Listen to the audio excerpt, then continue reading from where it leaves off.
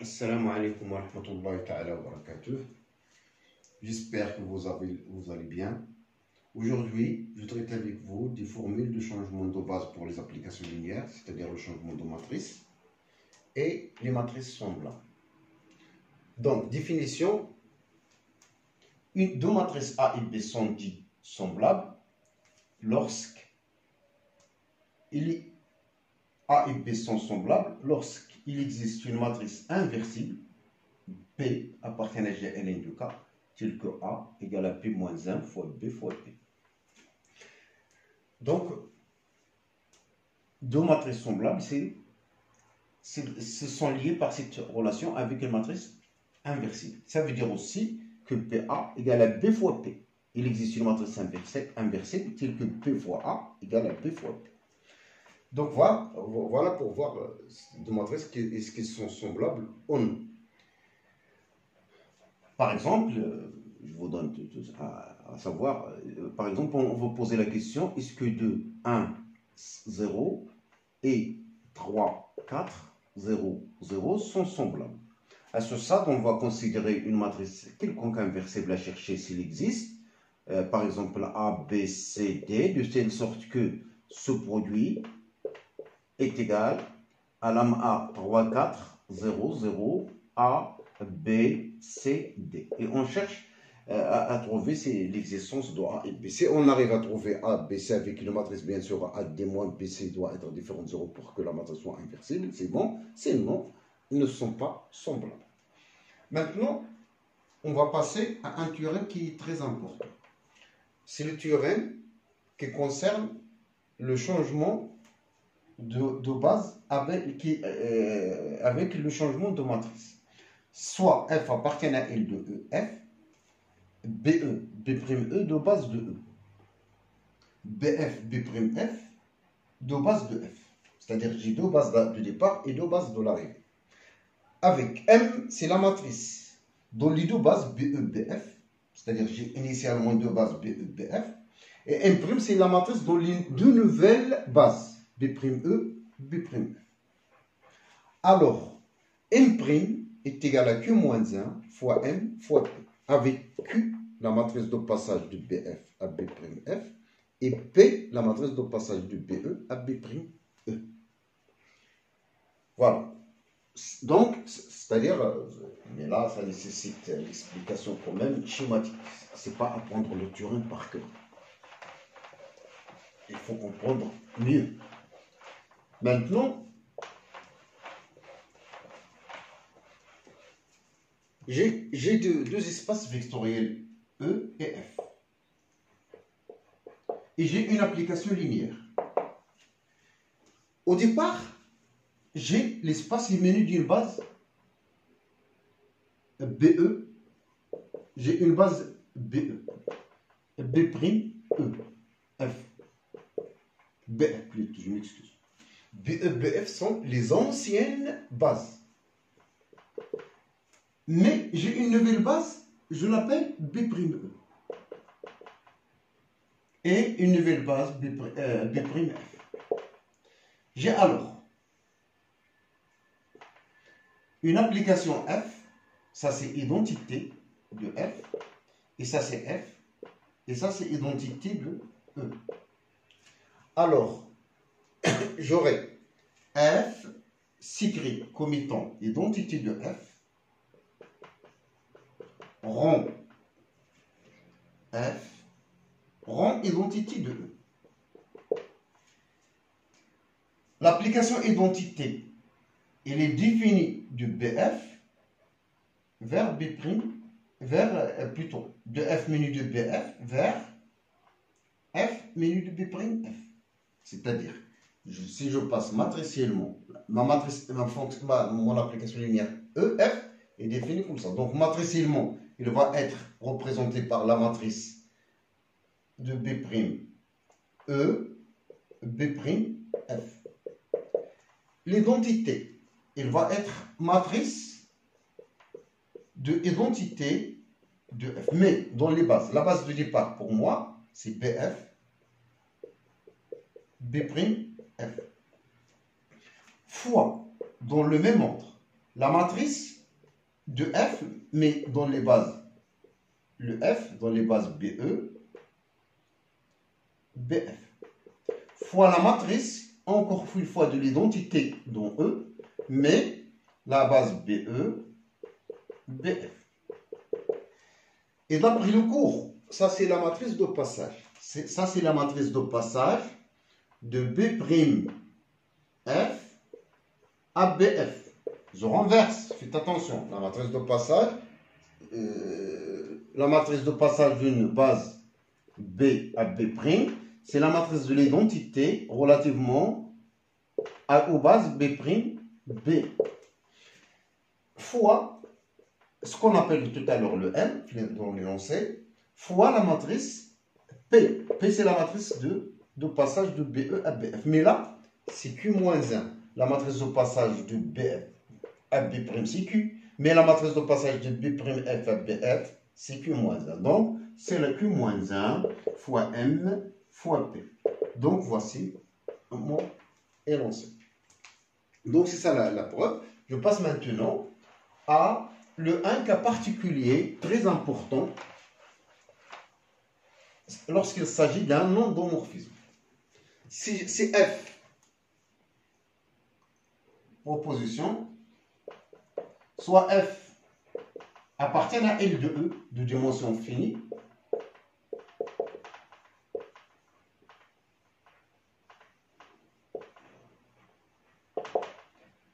si soit BE, BF, B'E, deux bases de E. M est égal à la matrice de F dans la base BE. M' est égal à la matrice de l'endomorphisme F dans la base B', E. Alors, M' est égal à P-1 M fois P, avec P égale à la matrice de passage de BE à B', E. Donc, dans la nouvelle base, M', c'est la matrice dans la nouvelle base, égale à P-1 fois M fois P, avec P, c'est la matrice de passage de l'ancienne base à la nouvelle base. C'est un cas particulier. Là, on a pris à la place de B'F, c'est B'E, et BF, c'est BE. Et donc, c'est un cas particulier.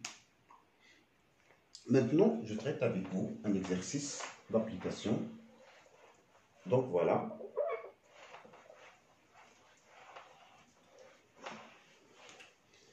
Donc, exercice. Soit F, l'endomorphisme de R3 représenté ayant dans la base canonique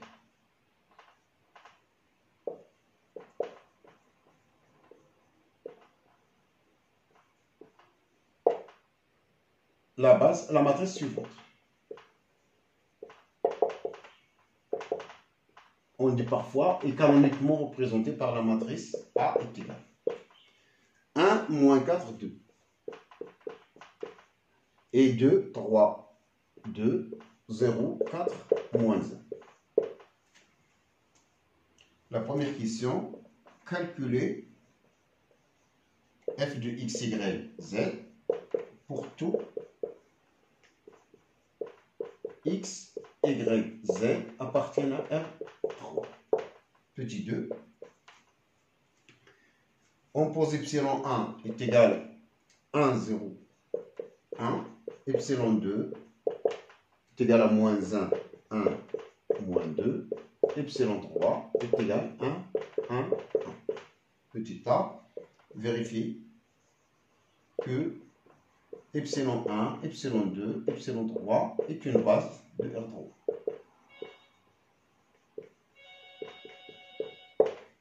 B, déterminer matrice Donc, je l'appelle là B'. B' de F. La matrice de F dans la base B'. Et donnée et exprimée. Donc, je l'appelle M'. Et exprimée M'. M, ou plutôt A, à l'aide de M. C'est en déduire A à la puissance N pour N appartient à M. Une question que je ne fais pas. Dites qu'elle soit Xn, Yn, Zn, 18,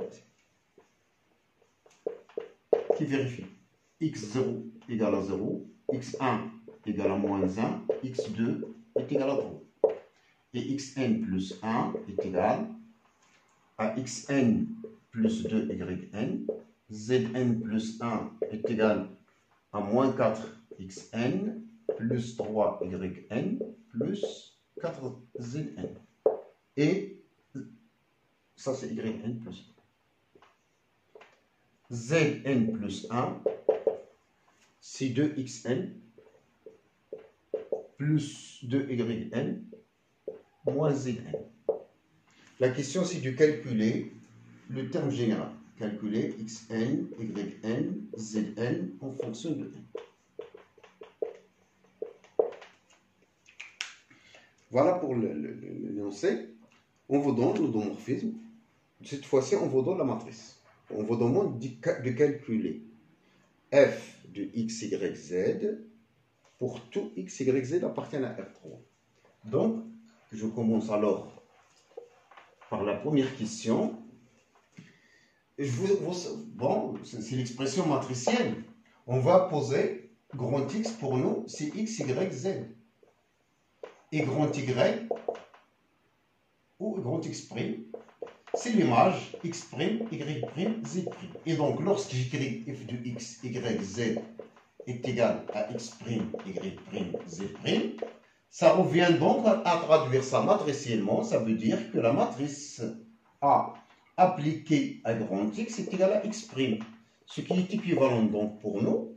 A appliqué à X, c'est la matrice 1, moins 4, 2, 2, 3, 2, 0, 4, moins 1, appliqué à X, Y, Z, est égal à X', Y', Z'. Donc, ce qui est équivalent donc le triplé X', Y', Z' est égal. Le X', c'est quoi? C'est cette colonne fois la ligne, fois ces lignes fois colonne, c'est 1 fois X, c'est donc X plus 2Y. Voici la première composante de mon image. Moins 4X plus 3Y plus 4Z. 2X plus 2Y moins Z. Et donc, c'est ça l'expression de l'application linéaire. Donc, f de x, y, z est maintenant égal, tout simplement, à x plus 2y moins 4x plus 3y plus 4z, 2x plus 2y moins z, d'après l'expression matricielle d'une application linéaire. Je passe maintenant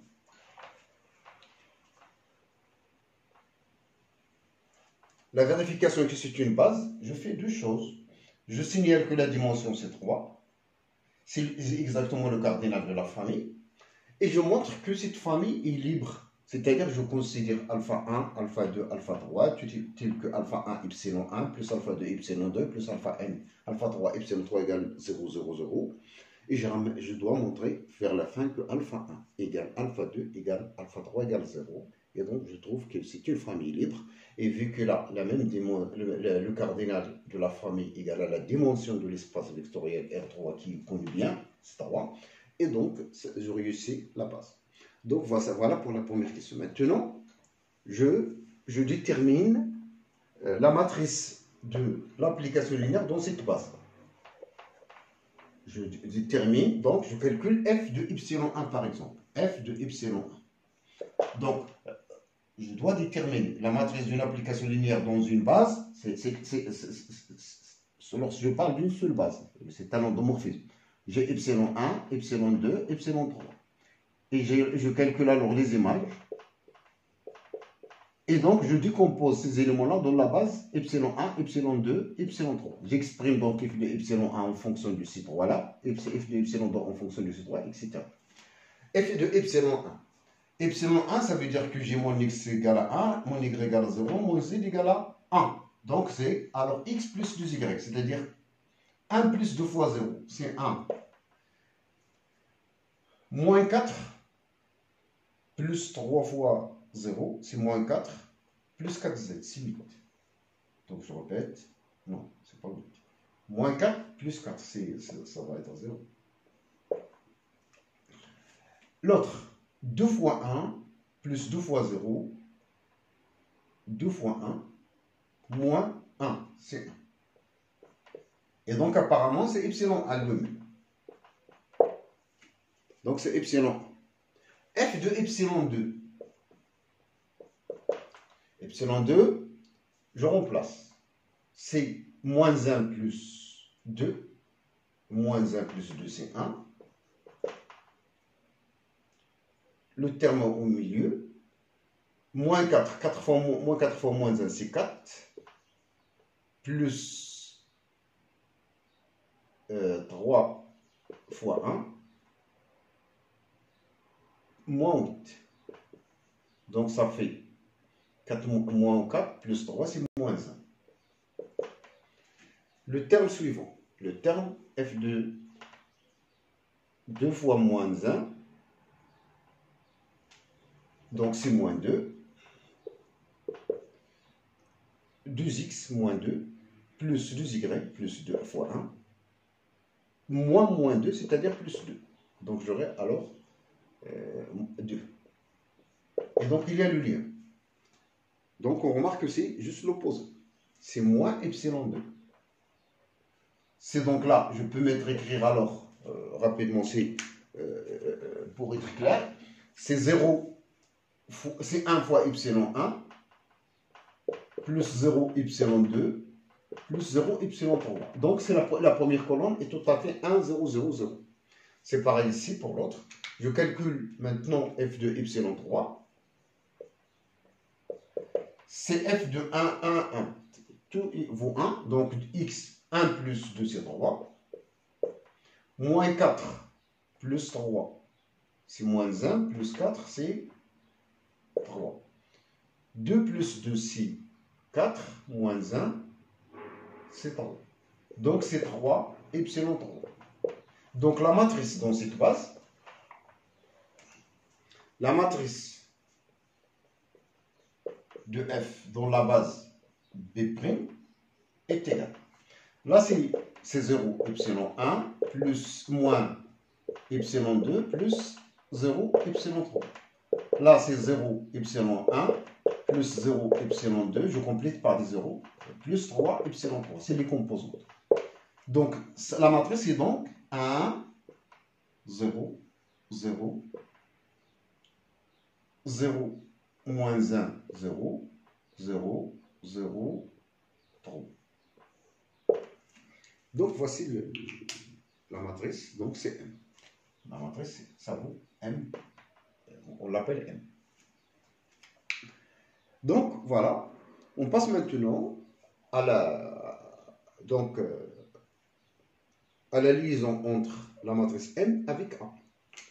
On sait bien que là, c'est la matrice de la nouvelle base. Je dois donc, pour lier ces deux matrices, je les lie avec la matrice de passage. Donc, la matrice de passage, je rappelle que epsilon 1, par exemple, c'est 1, 0, 1. Donc, les coordonnées, la matrice de passage de B à B' est égale. La base canonique ici. Les coordonnées dans cette base, c'est juste 1, 0, 0, 1. Donc, c'est 1, 0, 1. Moins 1, 1, moins 2. 1, 1, 1. Parce que epsilon 3, c'est les coordonnées, c'est 1, 1, 1. Donc, je sais bien que la matrice dans la nouvelle base la matrice dans la nouvelle base, d'après le cours, c'est quoi? C'est P-1 fois la matrice A, dans la base initiale, fois P. Avec P, c'est la matrice de passage. Donc voilà, donc A, faites attention là, P-1 fois A fois P. Donc A égale à quoi? Alors quoi? Donc pour éliminer ce P-1, je multiplie par P. Donc c'est P, A est égal à P fois M fois P-1. Et pour le calcul de A à la puissance N, donc A à la puissance N, par une simple récurrence, vous montrez que c'est P fois M à la puissance N fois P-1. Et c'est quoi? C'est P fois la matrice à la puissance N. M à la puissance N, c'est une matrice diagonale. Donc c'est 1, 0, 0, 0, moins 1 à la puissance N, 0, 0, 0. 3 à la puissance N fois la matrice P-1. Vous calculez P fois cette matrice. Je connais P. Hein? Je fais des calculs. Je calcule le mon P-1, soit P-1 par exemple, c'est aussi la matrice de passage de B' à BC. C'est-à-dire, si vous exprimez les epsilon 1 en fonction E1, E2, En, E3 en fonction de epsilon 1, epsilon 2, epsilon 3, j'obtiens P-1 et donc je fais mes calculs. Donc j'arrête à ce niveau. Je vous remercie. À la prochaine. Et je souhaite terminer la troisième question dans l'exercice.